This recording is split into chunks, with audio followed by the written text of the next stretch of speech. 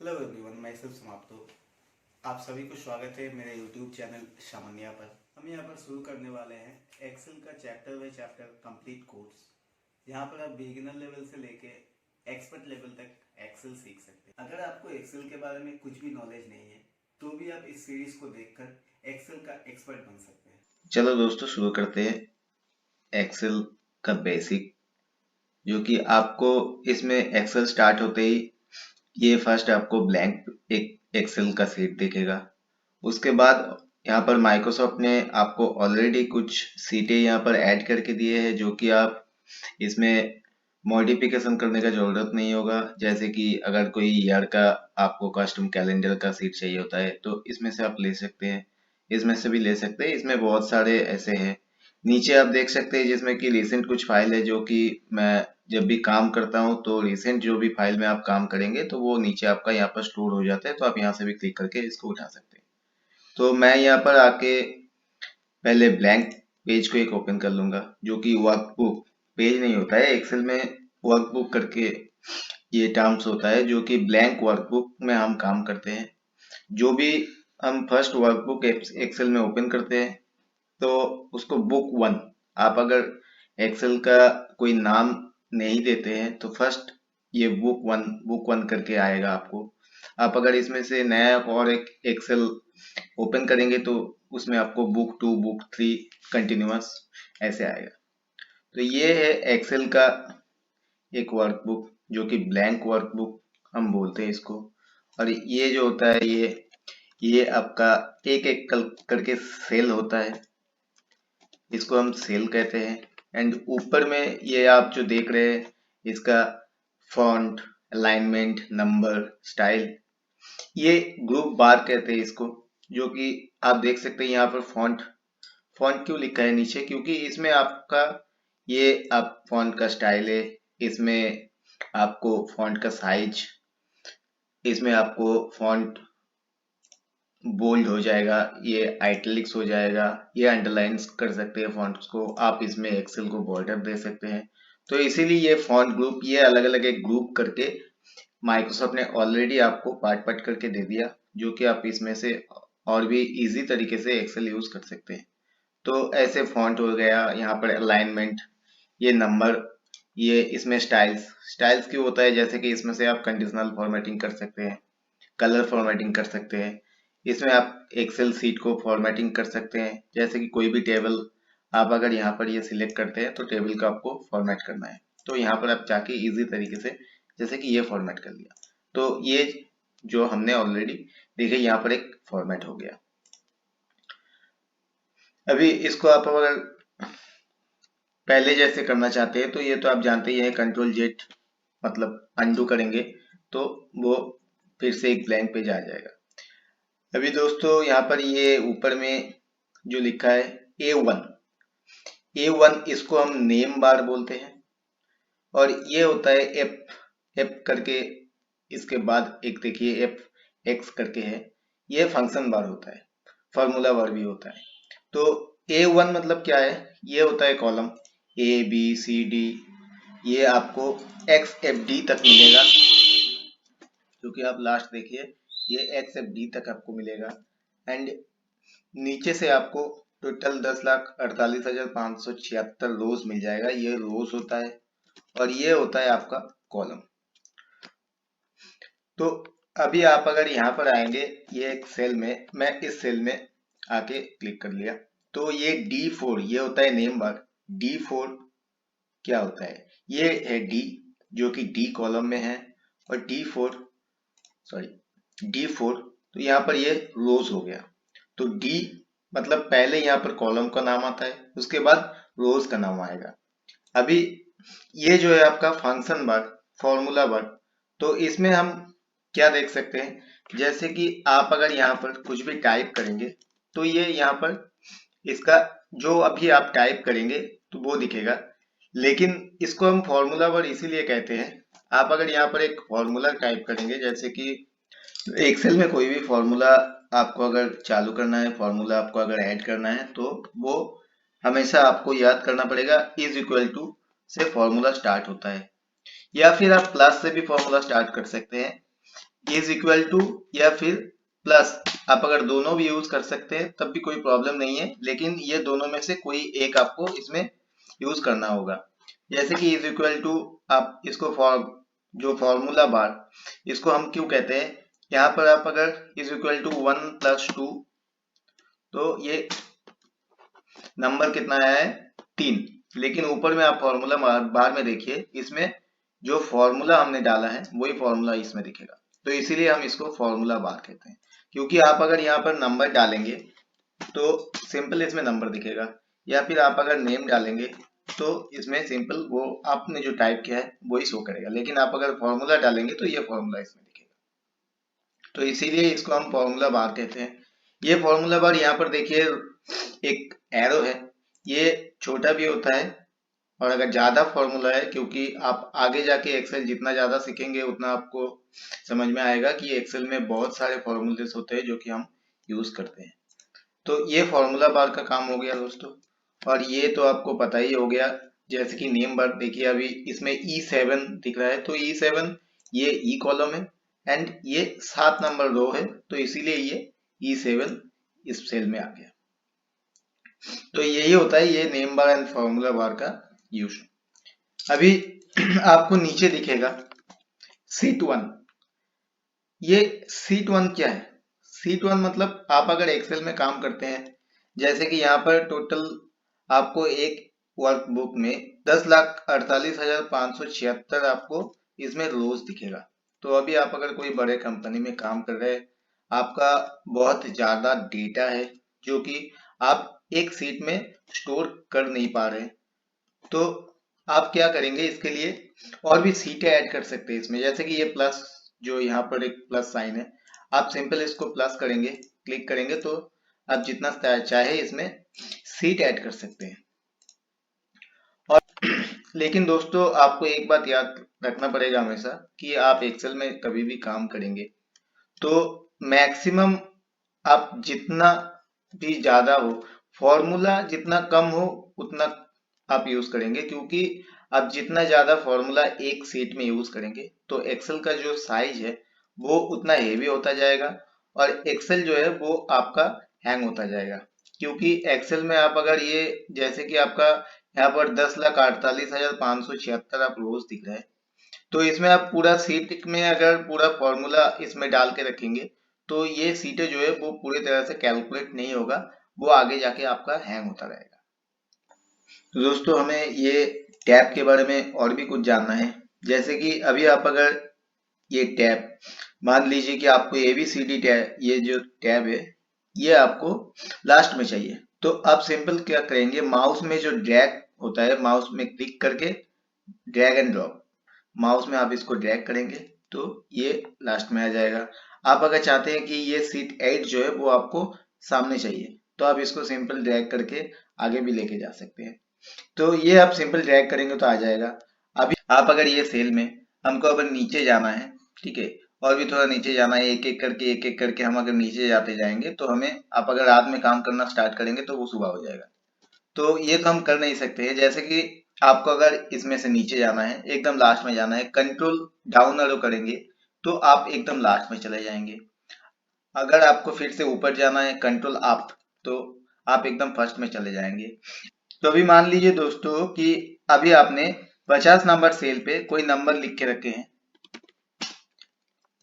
और आपका जो माउस है वो आपका फर्स्ट सेल में आके खड़े हुए हैं। यहाँ पर से आप जाना चाहेंगे 50 नंबर सेल पे जहां पर आपका वो नंबर आपने लिख के रखे हैं, तो आप सिंपल क्या करेंगे, कंट्रोल डाउन एरो करेंगे तो आपका जो 50 नंबर सेल पे आपने जो नंबर लिख के रखे थे उसी सेल में आके आपका माउस जो है वो स्टक हो जाएगा। और आप अगर चाहते हैं कि दूसरे आपने कई और भी नंबर रखे, जैसे कि 66 नंबर सेल पे आपने और भी एक नंबर लिख के रखे, आप उस सेल पे डायरेक्ट उस सेल से इस सेल पे आना चाहते हैं तो भी आपका सिंपल वही सेम आपको करना पड़ेगा, कंट्रोल करके डाउन एरो, तो आप उसी सेल में आ जाएंगे।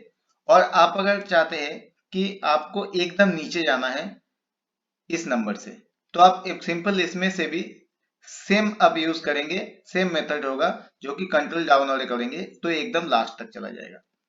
और अगर इस सेल में कोई भी नंबर नहीं होता है तो आप सिंपल इस सेल से कंट्रोल डाउन एरो करेंगे तो सिंपल नीचे चला जाएगा। यहाँ पर ये नीचे इसीलिए नहीं गया है क्योंकि आपने बीच में जो है वो नंबर लिख के रखे हैं। देखिए ये इस सेल में तो हमने नंबर ऑलरेडी लिख के रखे हैं, लेकिन इस सेल में कुछ नहीं है। तो इस सेल में आकर हम अगर कंट्रोल डाउन एरो करते हैं तो ये जो मेरा माउस है वो डायरेक्ट नीचे आ जा रहा है। सेम आप अगर कॉलम वाइज जाना चाहते हैं तो भी सेम होगा। अगर आप यहाँ पर एक नंबर लिख के रखते हैं और आपका माउस यहाँ पर है तो आप यहाँ पर जाएंगे। यहाँ पर कैसे जाएंगे, एक एक करके तो नहीं जा सकते।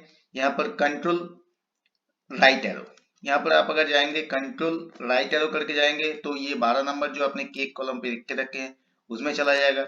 अगर इस कॉलम पे कुछ है नहीं, जैसे कि ये नीचे, यहाँ पर आप अगर कंट्रोल आप राइट एरो करेंगे तो ये सीधा आपका लास्ट रो में चला जाएगा, लास्ट सेल में चला जाएगा, जो कि XFD करके लास्ट मेरा जो भी कॉलम है उसमें आ जाएगा।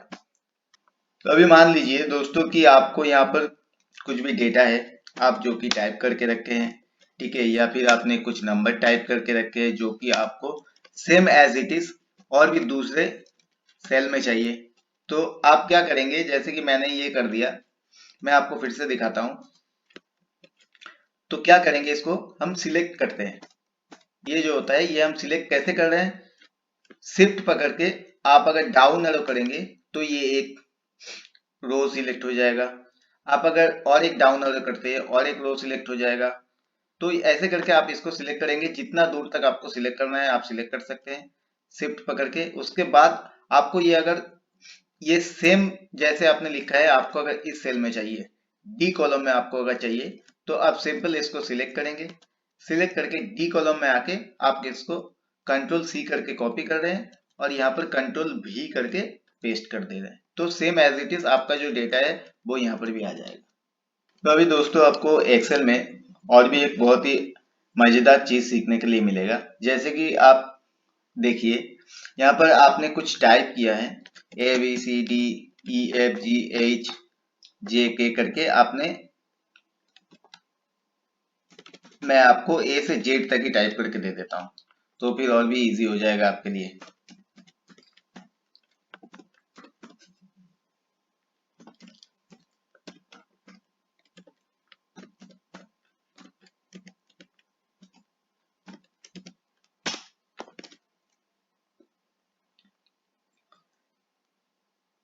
तो आपको यहाँ पर ए से जेड तक दिख रहा है अभी, लेकिन आप अगर ये इसका साइड वाले मतलब राइट सेल में आप अगर इसमें और भी कुछ टाइप करते हैं, जैसे कि आप इस सेल में नंबर टाइप कर दिया 1 2 3 4 5 6 7 8 जो भी है अपने नंबर टाइप कर दिया, तो देखिए ये आपको ए से जेड तक जो लिखा है आपको, आप अगर दूसरे कहीं पर ये माउस लेके जाते हैं या फिर इसी सेल में जाते हैं तो आपको ये वाला जो ए से जेड तक है ये आपको नहीं दिख रहा है।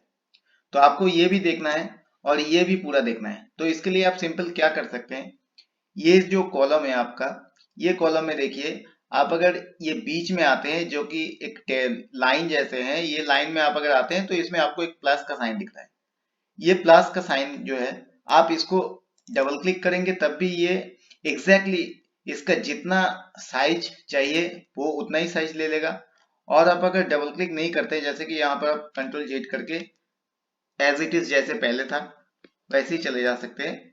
तो आप अगर डबल क्लिक नहीं भी करेंगे, आप जितना चाहे उतना आप इसका साइज बड़ा कर सकते हैं। जैसे कि ये सेल का आप जितना चाहे डबल क्लिक कर दिया तो ये ऑटोमेटिक उतना ही स्पेस लेगा। आपको अगर चाहिए इससे भी ज्यादा लेना है तो आप जितना चाहिए इससे ज्यादा ले सकते हैं, या फिर आप चाहे तो इसको छोटा भी कर सकते हैं। अभी आप अगर चाहते हैं, मान लीजिए कि ये जो मैंने लिखा है यहाँ पर DAH ये आपको डिलीट करना है, तो सिंपल आप क्या करेंगे, इसको आपका कीबोर्ड से डिलीट प्रेस करेंगे तो डिलीट हो जाएगा। या फिर आप अगर चाहते हैं ये पूरा जो मैंने लिखा है ये पूरा मुझे डिलीट करना है, तो इसको भी आप क्या करेंगे, सिंपल शिफ्ट पकड़ के डाउन एरो, मतलब हमें नीचे तक सिलेक्ट करना है तो हम डाउन एरो करेंगे। अगर हमें साइड तक भी सिलेक्ट करना है, जैसे कि ये पूरा मुझे डिलीट करना है, तो हम पहले शिफ्ट पकड़ लिया, शिफ्ट पकड़ के ये राइट एरो आ गया। अभी इतना तक मुझे डिलीट करना है, अभी कहाँ जाना है, मुझे नीचे जाना है तो शिफ्ट पकड़ के ही मुझे डाउन एरो करेंगे, हम पूरा डाउन एरो करेंगे तो पूरा सिलेक्ट हो गया।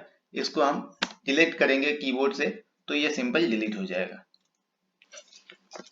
अभी दोस्तों आपको और एक चीज मैं यहाँ पर दिखाऊंगा, जो कि मान लीजिए आपने कुछ यहाँ पर लिखा है, जो कि आपका यहाँ पर ये जो आपने लिखा है इसमें से EFGH आपने जो लिखा है वो आपका गलत हो गया। आप उसको डिलीट करना चाहते हैं करके कुछ नया कुछ लिखना चाहते हैं, ठीक है। तो आपको क्या करना पड़ेगा इसके लिए, मान लीजिए ये सेल में जाके आप अगर डिलीट प्रेस करते हैं तो ये पूरा डिलीट हो जाएगा। मैं कंट्रोल जेड कर लेता हूं। आप अगर ये सेल में जाके कर सकते हैं कि ये सेल में आप डबल क्लिक करेंगे तो फिर आपका ये कर्सर दिखेगा। ये कर्सर दिखेगा कहां पर दिखेगा, आप कहां से करेंगे, जैसे कि ये कर्सर अभी लास्ट में दिख रहा है तो मुझे कीबोर्ड में जो बैक स्पेस है, बैक स्पेस करेंगे, एक बार बैक स्पेस करेंगे एक वर्ड डिलीट हो जाएगा, दूसरा बार करेंगे दूसरा वर्ड डिलीट हो जाएगा। ये अगर मैं यहाँ पर बैक स्पेस करता हूं तो मुझे ये पीछे से डिलीट हो जाएगा। और अगर मान लीजिए यहाँ पर मेरा और भी वर्ड है, अगर मैं यहाँ पर ये मेरा कर्सर जो है ये बीच में है, मुझे अगर पीछे का डिलीट करना है, जैसे कि पीछे ADD लिखा है वो मुझे डिलीट करना है तो बैकस्पेस करेंगे। अगर मुझे आगे वाला डिलीट करना होता है तो सिंपल मैं कीबोर्ड से डिलीट प्रेस करूंगा तो ये सामने वाला मेरा डिलीट हो जाएगा। और एक चीज जो है, यहाँ पर मैंने डबल क्लिक करके कर्सर लेके आए हैं, लेकिन आप इसको शॉर्टकट में भी कर सकते हैं। जैसे कि आपका ये कर्सर जो है ये सेल सिलेक्टेड है, आपको ये सेल में जाके बी को डिलीट करना है सिर्फ। आप अगर सिंपल डिलीट कर देंगे तो ये डिलीट हो जाएगा, लेकिन आपका माउस जो है आप माउस से करना नहीं चाहते हैं तो क्या करेंगे, कीबोर्ड से भी कर सकते हैं। कीबोर्ड से सिंपल आप क्या करेंगे, F2 प्रेस करेंगे। F2 प्रेस करेंगे तो इसमें आपका कर्सर देखिए कर्सर आ गया। अभी आप अगर लेफ्ट एरो में जाइए, लेफ्ट एरो में जाके आपको बी को डिलीट करना है। आप अगर आगे चले गए तो आप डिलीट करेंगे तो डिलीट हो जाएगा। आप अगर इसके पीछे है तो आप बैक स्पेस करिए तो ये भी डिलीट हो जाएगा। तो ये शॉर्टकट प्रोसेस है, ये भी आप यूज कर सकते हैं। तो दोस्तों बेसिक में अभी आपको मैंने जो जो दिखाया है, ठीक है, नेक्स्ट स्टेप में जाके आपको और भी बहुत कुछ सीखने को मिलेगा। अभी मैं आपको दिखाता हूँ ये फाइल जो है आपको सेव कैसे करेंगे। जैसे कि आपने इस फाइल में कुछ काम कर लिया तो अभी आपको इस फाइल जो है वो सेव तो करना है, ठीक है। तो आप सिंपल क्या कर सकते हैं, जैसे कि फाइल में जाके इसमें आप सेव क्लिक करेंगे तो ये एक आपको पॉपअप दिख जाएगा कहाँ पर आप सेव करना चाहते हैं। यहाँ पर ब्राउज करके आप आपका डेस्कटॉप में या लैपटॉप में आप जो भी यूज करते हैं तो उसमें आपके डाउनलोड्स का जो फोल्डर होगा या फिर आपका जो ड्राइव होगा उस ड्राइव में आप सेव कर सकते हैं। ये एक मेथड है। और एक आप अगर शॉर्टकट में सेव करना चाहते हैं तो सिंपल आपका कीबोर्ड से कंट्रोल एस करेंगे तो ये आपको पॉपअप मिल जाएगा, इसमें आप सेव कर सकते हैं तो ये भी आपका सेव हो जाएगा।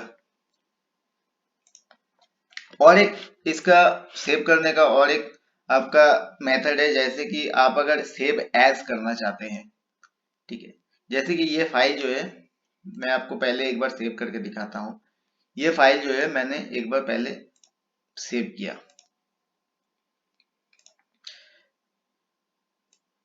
मैं मेरा डाउनलोड्स फोल्डर में ये बुक 1 करके सेव कर लिया।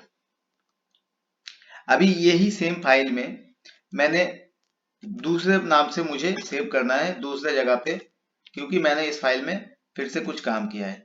तो हम अगर सेव करेंगे, अभी वो बुक 1 जो मैंने सेव किया है वो फाइल रिप्लेस हो जाएगा ये फाइल से, लेकिन मुझे वो फाइल भी रखना है और ये फाइल भी रखना है। तो हम क्या करेंगे, इसी फाइल के ऊपर हम सेव एज करेंगे। सेव एज करके हम इसको दूसरे नाम से, जैसे कि बुक टू नाम से सेव करेंगे तो मेरा बुक 1 एक सेव हो जाएगा और मेरा बुक 2 भी एक सेव हो जाएगा। तो थैंक यू दोस्तों, आज एक्सेल में इतना ही था। आगे जाके हम आपको ये जो मेनू होता है यहाँ पर insert, page layout, formula, data, review, view, automate, जो भी यहाँ पर आपको ऑप्शन दिख रहा है वो आगे आगे चल के सिखाएंगे। तो दोस्तों इसके आगे का और भी वीडियो पाने के लिए आप चैनल को सब्सक्राइब कर दीजिए, ताकि आगे जाके आपको इस सीरीज का सारे वीडियो मिलते रहे और एक्सेल के बारे में आप और भी ज्यादा जान पाए।